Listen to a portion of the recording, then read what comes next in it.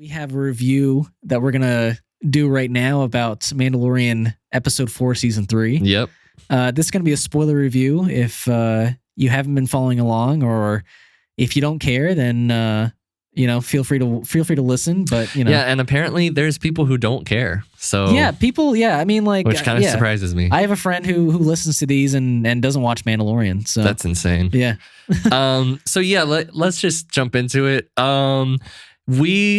Ian told me before we went into it that it's a 32-minute episode, which in Mandalorian terms means 26. Yeah. Because there's all these fucking long credits. And recaps. I just want to say, I love The Mandalorian. I loved Mandalorian Season 1 when everybody was kind of like, what is this show? It's just like a Western and an adventure per episode. Like I was totally into it. I still love Season 1 too, because the ending was good. Well, I'm not saying that you didn't like it, but there was like a lot of people who were feeling this way. Right. And like I was loving Season 2. I wanted to love Season 3. So far, I've been kind of let down, except for Episode 3 of this season was, but even that one doesn't feel as good as previous Mandalorian seasons. Yeah, I think one of the people like who listened to our podcast commented on one of our socials saying that like the reason Episode 3 was the way it was because another show got cut. And they had to like put this moment into this to this series. So. Right. It was the New Rangers show. Okay. And I was like, that's cool. Right. But it is kind of a bummer that they wanted that this storyline was so important, seemingly that it's being rumored that like they needed to put it into smack dab in this show. Yeah. Whereas if we would have had this episode be a part of Episode 3, I probably would have liked it more because you're seeing Bo-Katan be like go join this commune pretty much. And that would have been the episode of her like being more like connected to them or them becoming accepting like a her true more leader. Yeah. But instead we had, and I liked last episode, but like now we go into this episode, it's hella short, which is disappointing, but like I'd rather with the content that happened in here, I'm rather it be short and I can just get over it. Yeah, at least this one was short. But I think my criticisms of it are that, first of all, like when we get to the Grogu flashback, it's smack dab in the middle of the episode, which is already short to begin with. And I felt like they would have wanted more dramatic pause or like just more weight to it, right? Or like get us more invested in it if they would have just maybe put it at the end somehow. I mean, there's that, but my problem with that scene is that it only tells us like what the person who saved Grogu looks like. Like there's no other information that whole scene tells us. I mean, unless that character is the bigger and well known in other Star Wars lore that not that I know of. Not that I'm aware of. I will say that it is cool that is the guy that plays Jar Jar Binks. Oh wow, I didn't know that. That's cool. So Jar Jar saved Grogu. That's cool. Okay. But besides that, like it's a cool flashback, but that was such a big thing that happened that I really thought that they would have given it more weight. Maybe even its own episode or something. Right. Like I need that to go somewhere more than where it did. Because like for us to get that big of a flashback sequence, like for it to tell us nothing, it feels like a waste. And it feels. But it didn't feel like there was weight. Right, that's what I was gonna say. Yeah. It feels like there's less weight to it too, because it's where it is in the episode. And like I understand what they're doing narratively, of kinda, sort of, right? Like, see, but it's like, well, I don't like. For me, I'm like, is he getting the flashbacks because the banging like metal? He's scared of joining another thing that like. Yeah, right. It didn't make much sense why the flashbacks were happening. At least not to us. Not too much like to us necessarily. But it just seemed to resemble what like conflict, like banging a hammer. I think that's maybe what they were going for. Maybe. I mean, I feel like you had an issue with the Jedi getting gunned down pretty easily. I didn't really. It felt like in episode 3, when we had seen them, like the Jedi's getting gunned down at the school, right? It was just like there was a whole army with them, sure, and that made sense to me. This, it just felt like a 4v4 with Jedis and troopers, and they took out the Jedis. But I will say that, like, in the Jedi, what was it called that they just did? Visions? Not Visions. Yeah, Visions. No. Tales of the Jedi? Tales of the Jedi. Uh-huh. There is an Ahsoka based episode where you see why Order 66 and those clone troopers were effective as they were, because they like really knew, like they Jedi. Trained with the Jedi. Yeah. Like there's a whole thing of Ahsoka like doing, like trying to like fight them. Yeah, in a training based thing, and she keeps losing and losing and losing and losing. It all that more impressive that guy was able to save Grogu. Sure, like as a one guy, you know. So, and I think his name's like Kellen, or we know his name. Yeah, it says his name. Oh, like it's like starts with a K. It's like I missed that. Yeah, Kellyan or something. That's a cooler name. he's cool. It's just it was. Hey, let me drop this thing that we've been waiting for 3 seasons for, and we're going to cut it off right here. Do you think this is like a substitute for like what we got to see in Book of Boba Fett? You know, like for the fans who didn't watch that show, do you think like, oh, well, now they're getting to see, you know, what happened in Order 66 with Grogu? Because we saw a little bit of that in Book of Boba Fett. We did? Yeah, when he was with Luke. What did we see? It wasn't this extensive of a scene. But what did we see? I mean, it wasn't. I don't think it was for more than a minute. But basically, I think we just saw like Grogu at the school and him being defended by Jedi. I don't think there was anything more than that. Didn't we see that also in season 2, or did we not? I guess I don't know when we would have seen it in season 2. You know. Just in like a flashback? I don't. Sure, but yeah, I can't remember. But yeah, I mean, if I could be wrong. But yeah, so we have this thing it's like, oh, that's cool, but it's kind of upsetting, and because it's just kind of cut off, and then and like the training thing with the kid, like the foundlings, the younglings, like fighting each other at the beginning was it was I should say that cute. The entire like clan of the Mandalorians is out on the beach from episode 1, just training and shooting stuff in the waters, which maybe they shouldn't keep shooting stuff into the water. If that monster truly exists down there, then why are you shooting the water? Well, it does exist down there. Right. Yeah. Because it attacked them. Yeah. And Grogu, they still live there. They still train right there. But yeah, Grogu challenges a kid and he does some ridiculously goofy flips. Grogu doesn't challenge. Yeah, I mean, the Mandalorian challenges a kid for Grogu. Yeah, he's like a dad who's like, no, I'm gonna make you do this thing. Right. Which, like, just like on a side topic, like, is that something that dad should do? You know, like push your kid to do this thing, or like, do you just let them go do the thing that they want to do? Because maybe some kids won't ever do anything without a little push. You know. I guess it's just the way that you approach it, because because I guess he could have been like, oh, like, come on, you pussy, as opposed to being like, oh, well, just no, I believe in you, you know. Right. So, anyways, side note finished. But yeah, I mean, we get this little training thing where like, Grogu does a flip over the kid and then flip back and then shoots him and wins the duel. Yeah.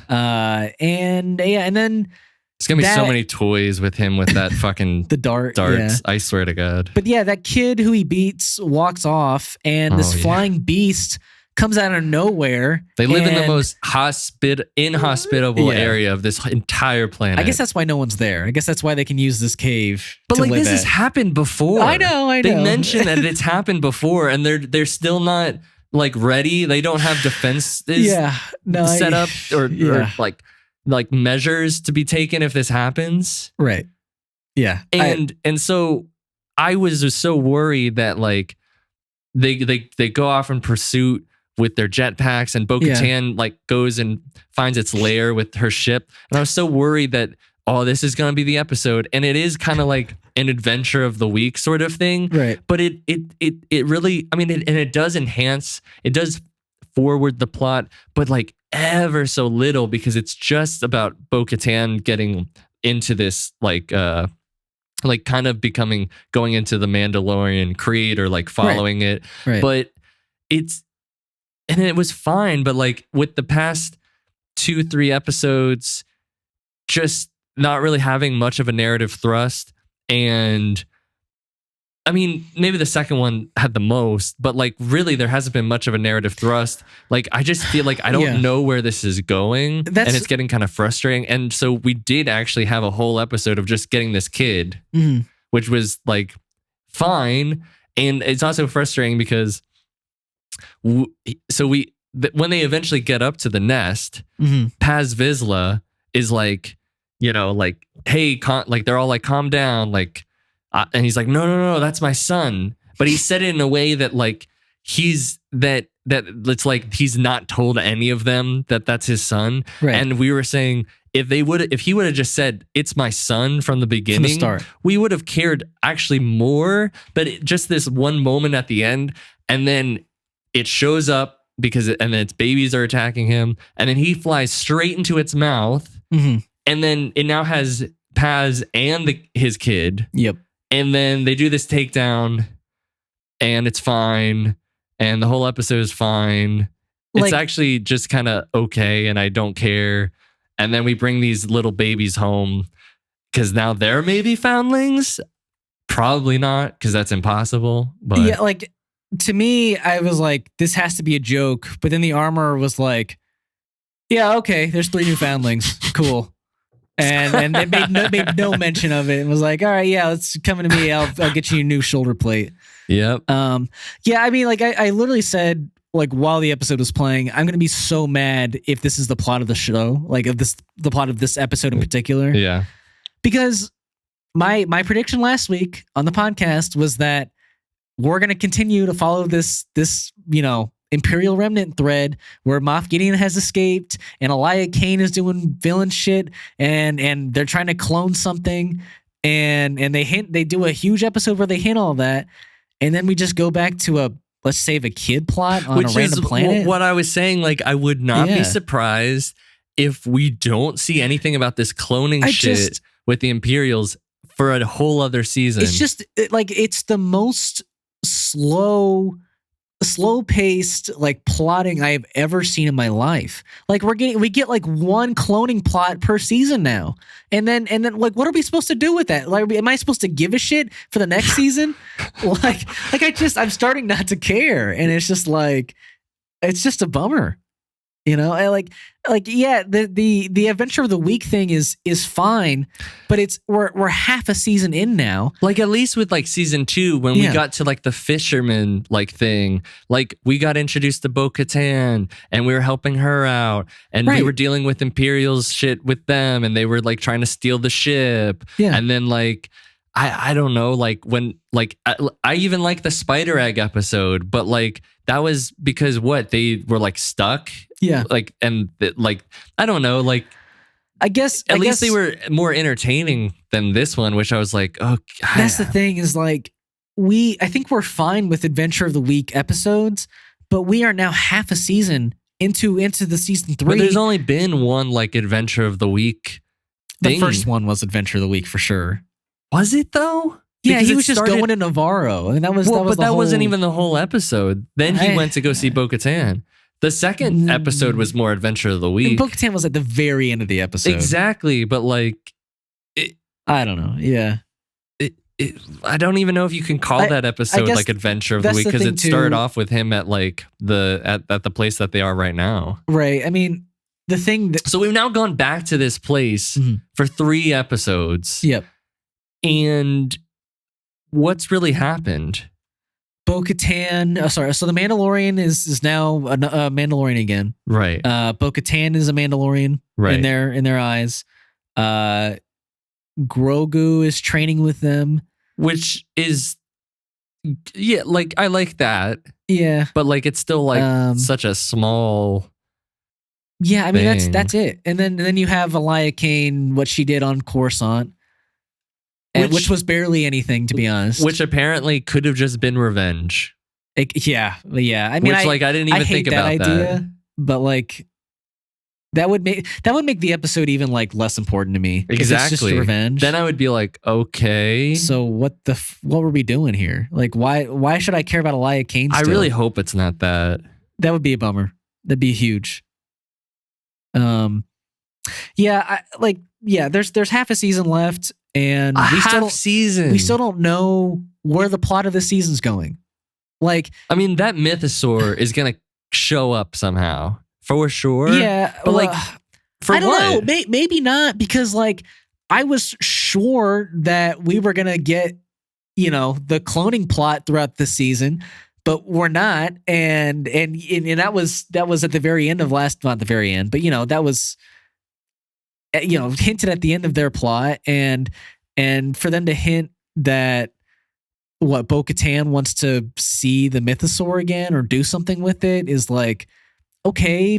I mean, that could happen, but I don't trust your show now to follow these plots. I'm not that I don't trust it. I'm just like really like I'm just so bewildered at how this show is now how it is at the moment, because season 1 and season 2 were just so they had such a cohesive narrative and had such an identity. Right. And like I knew where we were going. I always knew where we were going. Each season. But now I'm like, I don't know. Maybe they do have something planned that's really good. It's just this episode frustrated. This episode was just frustrating because it was so short and it just really didn't. It was fine. It's a little frustrating. Like, I would have been fine with this episode if there was more narrative thrust, and that we had done a little bit more with the past 3 episodes. But in all actuality, like, not the first episode was just recapping. Yeah. For the most part, just recapping. We had a subplot about IG-11 that kind of went nowhere. And people can argue like he just decided that going back to Mandalore was more important, so he decided to, just forego his distrust of droids. Fine, I don't really buy that, and I think that's like cheesy, not cheesy, but lazy writing. Just either lazy or just like kind of betrayal to the character. And then we get to Mandalore. He gets redeemed very quickly. Okay, that's fine. And then we take a break from them. That was good, but then we immediately take a break. Right. And then we come back in this episode, and they're just saving a kid. They're just saving a kid. Yep. And it just feels like I kind of want more going on. Like, I guess 2 things. Like, because we're in season 3. Yeah. Like if season 2 didn't happen and wasn't so exciting and good, then maybe this season would feel more in line with what it like the Mandalorian is. And like the thing there too is that like even Pedro Pascal hyped this season up. He's like, oh, we're gonna really open up the world of the Mandalorian, and you're gonna see a lot of like big exciting things. And it's just like we haven't at all yet. Like there's nothing crazy about the season. Seeing all these Mandalorians do stuff together is cool.